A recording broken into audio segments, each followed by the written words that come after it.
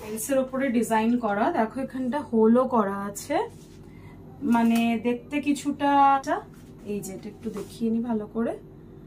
এই একটা কিনেছি, এটারও ডিজাইনটা খুব সুন্দর, ভীষণ ব্রাইট দেখতে। এই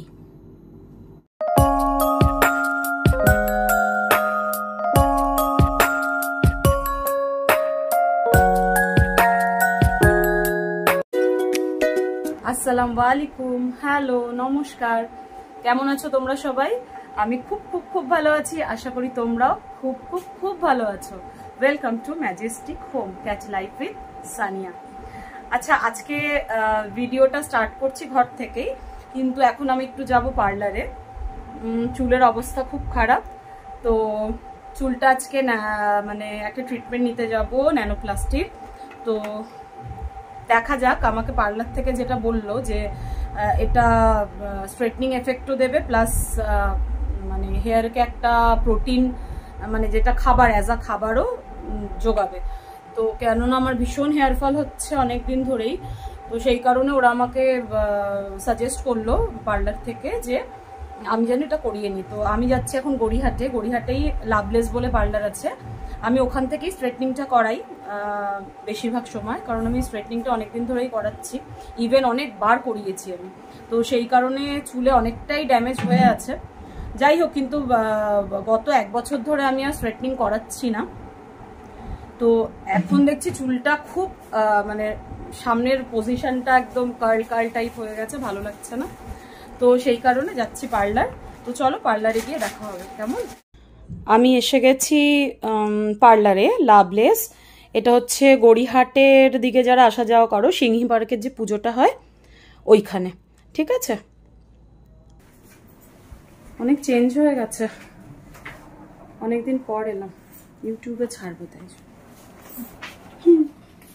এরা সব আমার পুরনো দিদিরা। ম্যামকে ড্রেস অলরেডি আমার মাথা ওয়াশ করা শুরু হয়ে গেছে।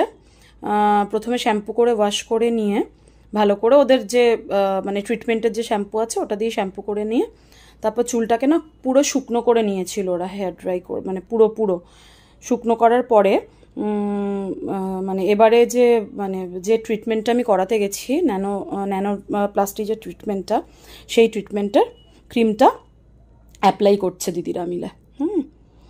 তো মারাত্মক গন্ধ ছিল কেমিক্যালের এটাতে, কিন্তু আফটার রেজাল্ট কিন্তু না, এখন বলবো না। এই দেখো পার্লারটা, পার্লারটা বেশ ভালো, আর মানে বেশ কমফি, বেশ ঘরোয়া, আমাকে খুব ভালো লাগে, বেশ ঘরোয়া টাইপের ভাইবস দেয় এখানে এলে। আমার দরজাটা খুলে রেখেছে এই কারণে, কেননা পুরো ঘর এত বেশি কেমিক্যালের গন্ধে ভরে গেছিলো, সেই কারণে। আমি বসে আছি আর বসে বসে ভিডিও করে বেড়াচ্ছি। হ্যাঁ, এই দিদির parlour loveless skin and hair, উনি মানে স্পেশালিস্ট এগুলোতে। এই পার্লারটাতে আমি অনেক দিন ধরেই আসছি।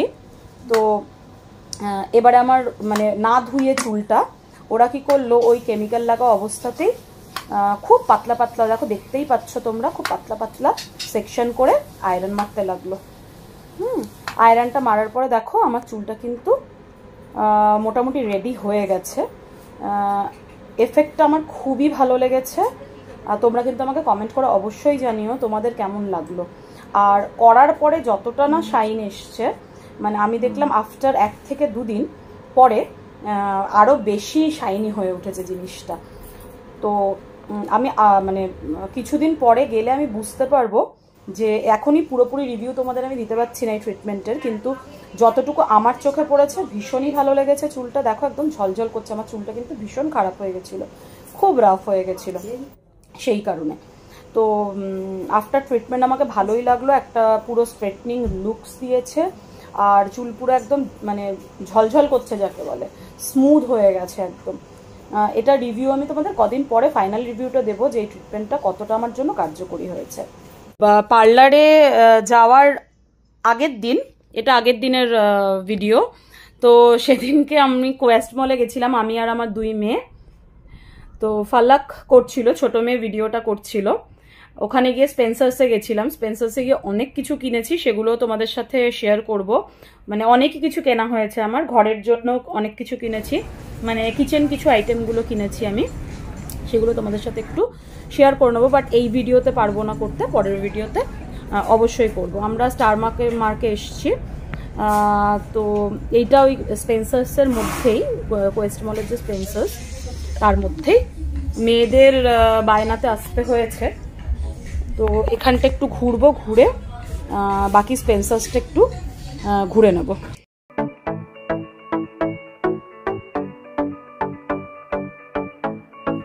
তোমার খোলা হাওয়া লাগিয়ে পালে, তোমার খোলা হাওয়া টুকরো করে কাছি, আমি ডুবতে রাজি আছি, আমি ডুবতে রাজি আছি, তোমার খোলা লাগিয়ে পালে, তোমার খোলা হাওয়া লাগিয়ে পালে, তোমার খোলা হাওয়া।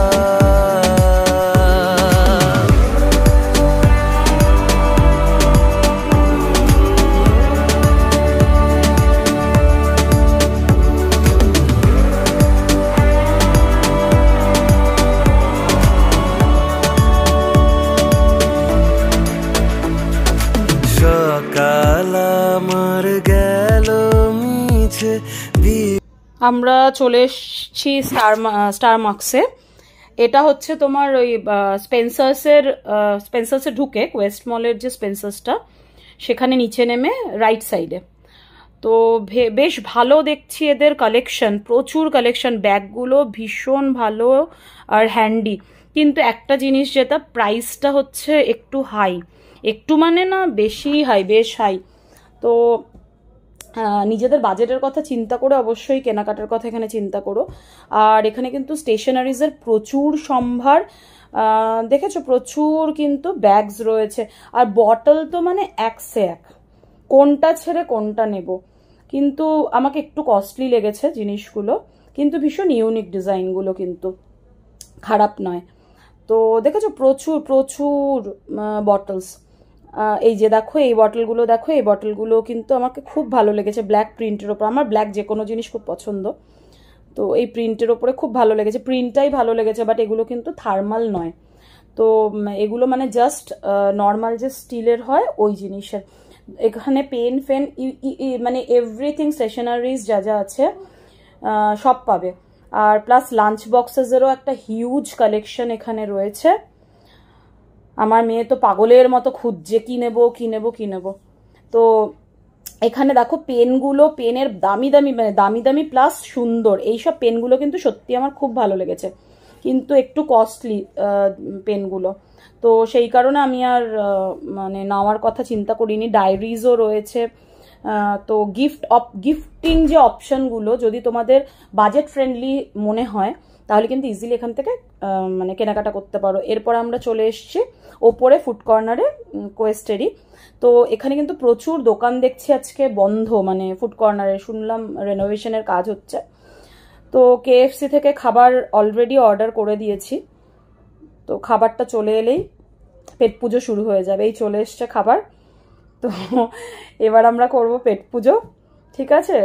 জানি তোমরা হয়তো বলবে যে বাইরের জিনিস খাচ্ছি, KFC থেকে খাচ্ছি, মানে খাওয়া উচিত নয় বাইরের, কিন্তু আমার মনে হয় না এক আধ দিন খেলে কোনো প্রবলেম হবে, কেননা একটু রিল্যাক্সেশন মাঝে মাঝে দরকার হয় আমাদের। তো সেই কারণে চলো তাহলে পরের ভিডিওতে আবার দেখা হচ্ছে। বাই বাই, আল্লাহ হাফিজ।